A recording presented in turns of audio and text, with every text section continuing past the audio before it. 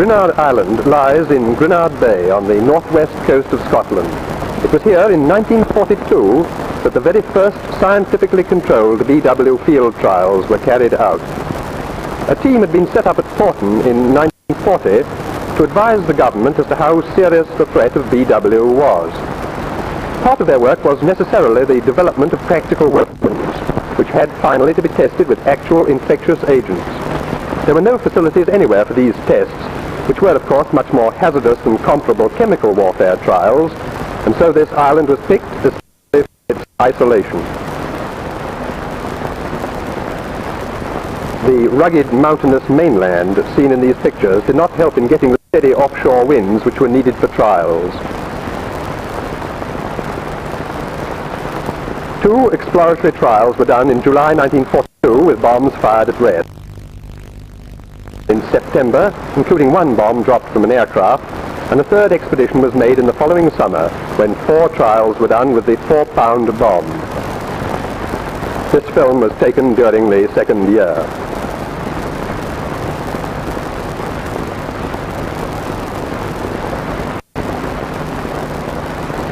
Sheep were used for the trials because they're particularly sensitive to inhaled anthrax. They were kept at the mainland camp and only transferred to the island when required for trials.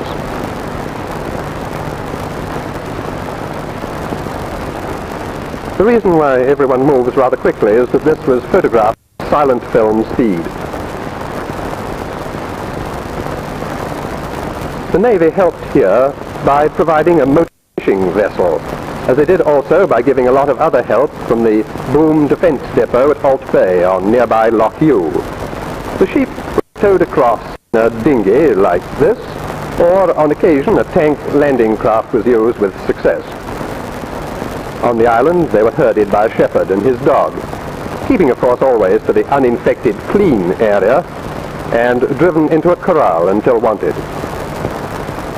This emphasizes the convenience of using small animals, which wasn't possible in these trials. The sheep being rounded up in the corral. Here they were marked before being put in the exposure crates.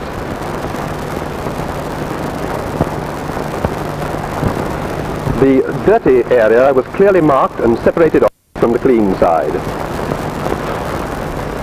The sheep are being put into exposure crates.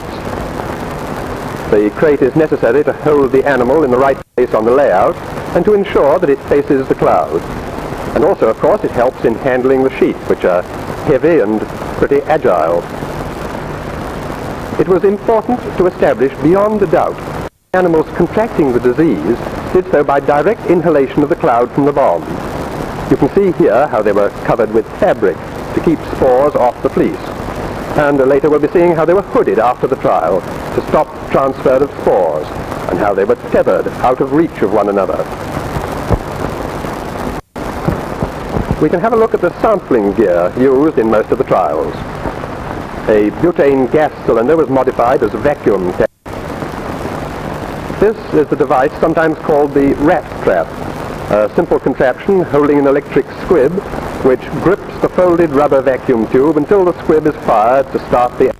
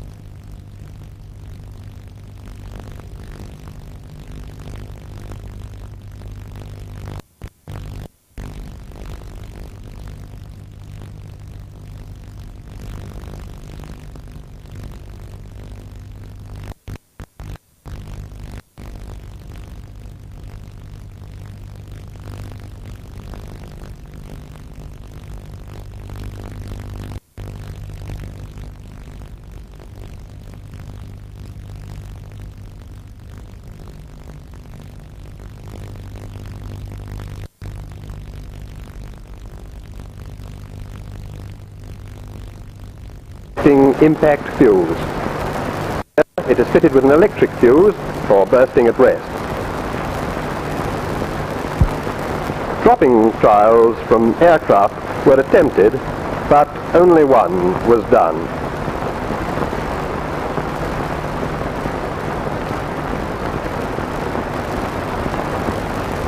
It was more convenient to use the Pitman inverted mortar to fire the bomb against the ground. Here they're fitting up the mortar on the gallows. The OP is the control point for the trial.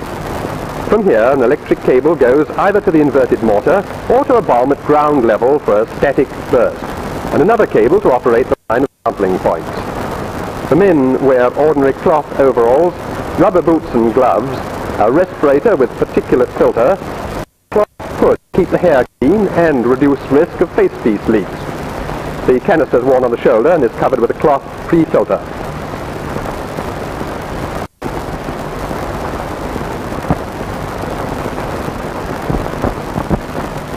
The bomb's fired, and the wind carries the cloud towards the line of animals and impingers.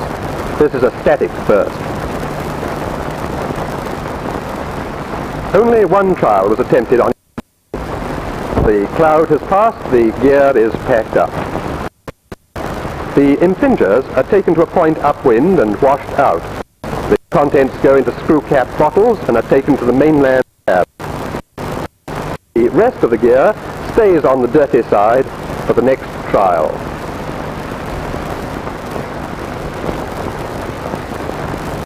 Here the impinger is removed from its clip. You can see how the sheep are hooded, reduce risk of cross-infection. This and other precautions ensure that infection from inhalation of the primary aerosol from the bomb. On arrival at the holding area, the sheep are uncrated and tethered to lines.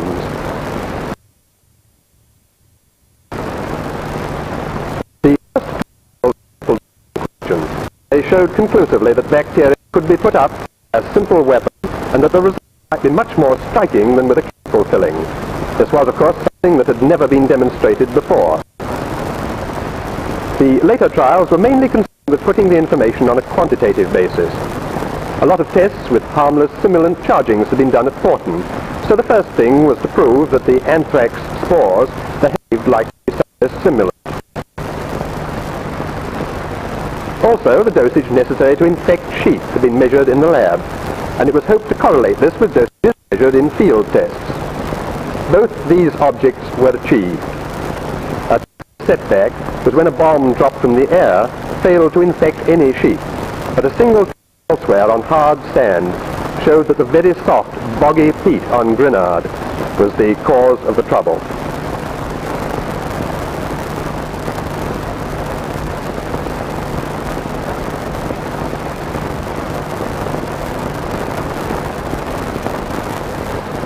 Anyone who believes that sheep are docile and slow-moving should try catching them, particularly if he is wearing full protective clothing.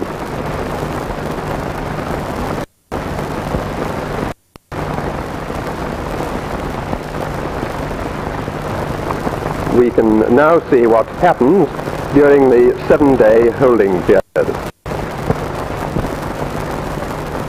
On the third day after exposure, the casualties begin. Dead sheep can be seen further down the line. It is, of course, necessary to confirm that they've died of anthrax. This can be done by simply taking a blood film. Most of the animals, however, were given a more thorough. Results were very satisfactory and confirmed lab figures. On the graph of dosages, the red dots show that all the cows died, except those at the extreme fringes.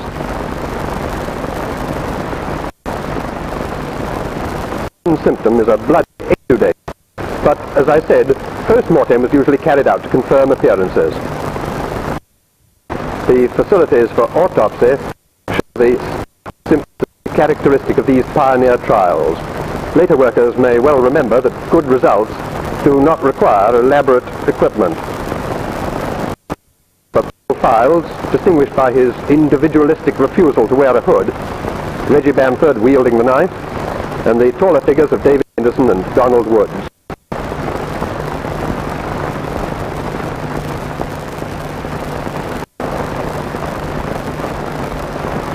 One useful feature of this operating theatre is running water. There's a little waterfall close by.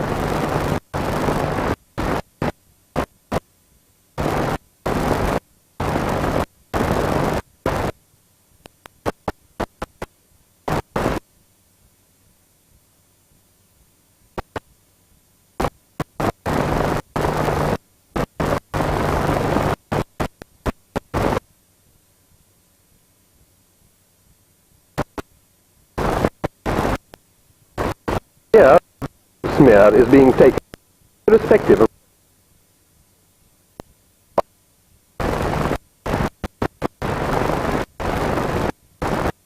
the films and lab staining examination.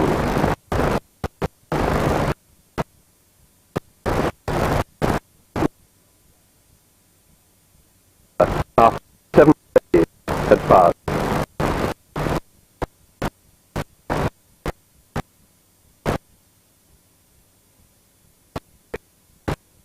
Anthrax or been killed. The incinerator used was a normal metal destruction, dealing with several sheets now. Use the after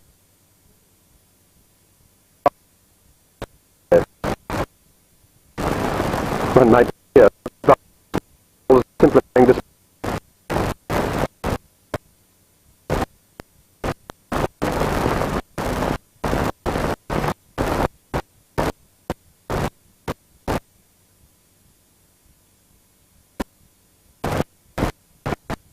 Examination of oil samples, layer, heavy contamination that be found 15 years after the trials.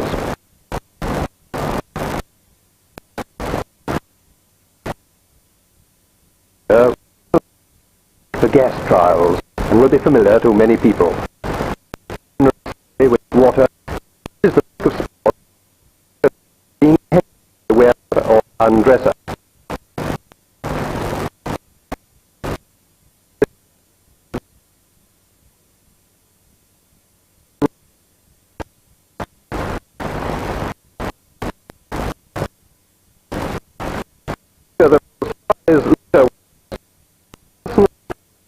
Was worn under the protective rig.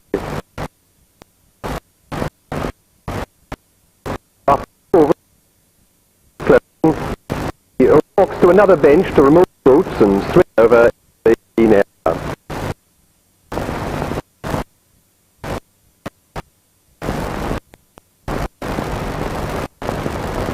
Speed from the disinfectors just across the sea. The disinfectors are clothes were subjected to free steam for 1 hour, sterilization being a formaldehyde.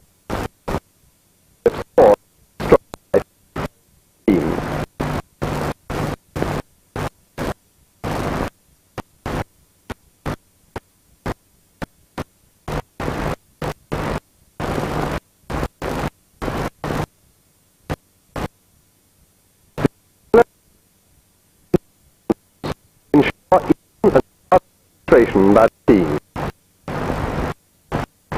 Do not wear coming clothing was negligible. The clothing being packed into the disinfectors.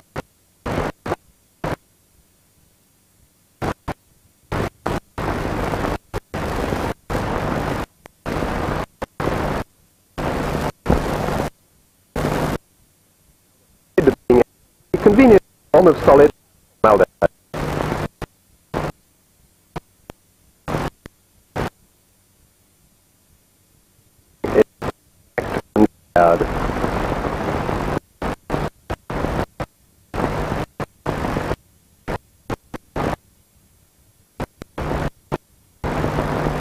The deep exposed crate decontaminated blood bleaching in seawater. It is hydrochloric acid. Here, bleaching powder in being made up. Freshly prepared acid bleach is an extremely fine but corrosive.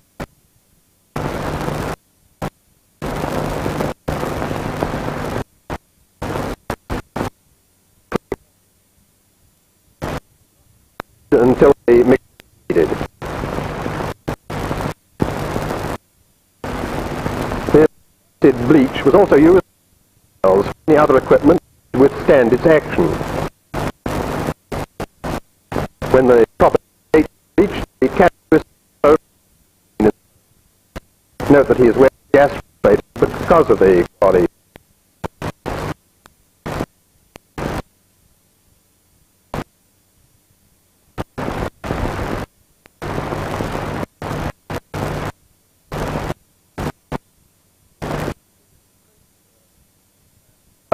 To dry. This was proved effective.